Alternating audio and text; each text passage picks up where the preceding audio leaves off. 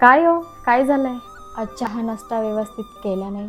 काय नाही ग, मनच होत नाही. तरी पण काय झालं ते तरी मला सांगा. आपले दुखणं आपल्याला सवारावे लागतील, दुसरं कोण येणार आहे?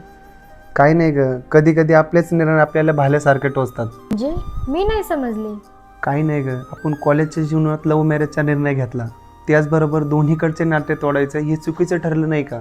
म्हणजे म्हणायचं काय तुला, आपण विजेते आहोत. एक दुसऱ्याची घरची सहमती नव्हती म्हणून आपण परस्पर हा निर्णय घेतला ना? अगं हो, चिखल कधी पाण्याला, पाणी कधी चिखलाला विसरलं का? कितीही कडक ऊन पडलं तरी थोडा वाला वाचतोच ना. अरे हा निर्णय आपल्या दोघांचा होता आणि मला तो योग्य वाटला. अगं हो, पण त्या बहिणीचा काय दोष आहे? आज भाऊबीज असताना सुद्धा माझी ताई मला ओवाळायला येऊ शकत नाही, किंवा तूही तुझ्या भावाला ओवाळायला जाऊ शकत नाही.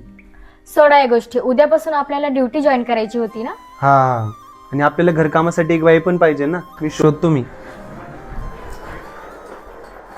दुनियाच्या ताटी उजळल्या ज्योती. बरं झालं ताई, घरकामासाठी तुम्ही भेटला आणि यांना वगळताय. हो, मला पण हाच भाव आहे. मग बरं झालं, परस्पर नातं भाऊ बहिणीचं पक्क झालं. माया सोनियाच्या ताटी उजळल्या ज्योती, ओवाळी ते भाऊराया. वहिनी, उद्यापासून येते मी कामाला. हो, नाहीतरी आजचे दिवस सुट्टी होती आम्हाला. मी करून घेते सर्व.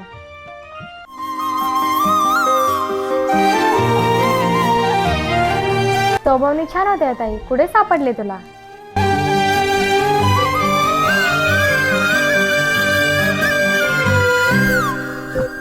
भैया, 1 वर्षानंतर आज भेटतोयस तू मला. अरे माझ्या पाठचा सक्का भाऊस ना तू. होतास कुठे, करतोस काय? ते सांगेन मी तुला सर्व उद्या, पण तू ओवाळणीसाठी उद्या माझ्या घरी यायचं. हा माझा पत्ता, पण एक आट आहे, ते सांगतो मी तुला. माहेराची पृथ्वी मुलाची. प्रकाश, काय विचारते मी तुला? आता तुझ्या भावाला फोन कर आणि त्याला ओवाळण्यासाठी इथं बोलून घे. ताई मला ओवाळून गेली, मग तुझा हक्क मी का मारू? प्रकाश, मनापासून बोलतोय तू? हो.